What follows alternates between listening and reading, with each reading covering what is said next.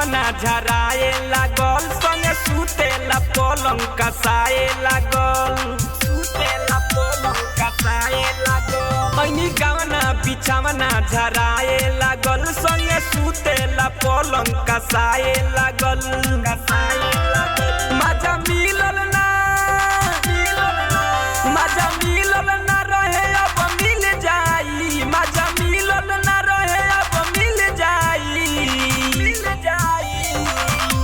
सखी रे जब ओढ़ली राजाई, भतार साला रात भर जागाई। सखी रे जब ओढ़ली राजाई, भतार साला रात भर जागाई।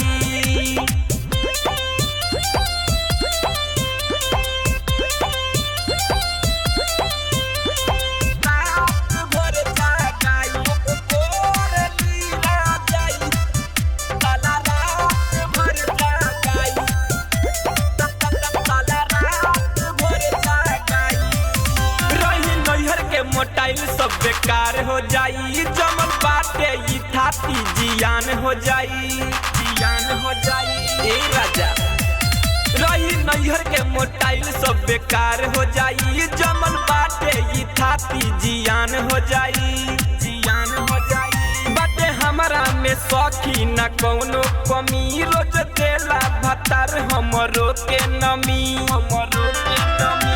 मजा मिलल ना, मजा मिलल ना रहे अब मिल जाई, मजा मिलल ना रहे अब मिल जाई, मिल जाई। सखी रे जब ओढ़ली राजाई, भतार साला रात भर जागाई। सखी रे जब ओढ़ली राजाई, भतार साला रात भर जागाई।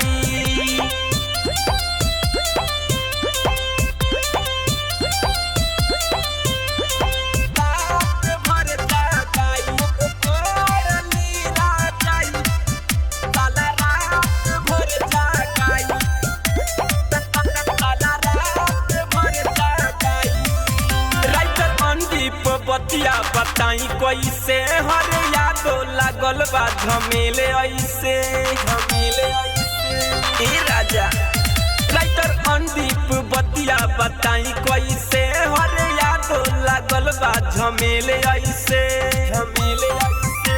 बंसीला में यादो भतार जैसन, मजा आवेला करेला प्यार ऐसन, प्यार ऐसन। मजा मिले ना, मजा मिलल ना रहे अब मिल जाई, मजा मिलल ना रहे अब मिल जाई, मिल जाई। सखी रे जब ओढ़ली राजाई, भतार साला रात भर जागाई। सखी रे जब ओढ़ली राजाई, भतार साला रात भर जागाई, भर जागाई। ऐनी गावना बिछावना झराए लागल, संगे सुतेला पलंग कसाए लागल, कसाए लागल। मजा मिलल ना, मजा मिलल ना रहे अब मिल जाई, मजा मिलल ना रहे अब मिल जाई, मिल जाई। सखी रे जब ओढ़ली राजाई, भतार साला रात भर जागाई। सखी रे जब ओढ़ली राजाई, भतार साला रात भर जागाई। Recording by ADR Music by Sakfa।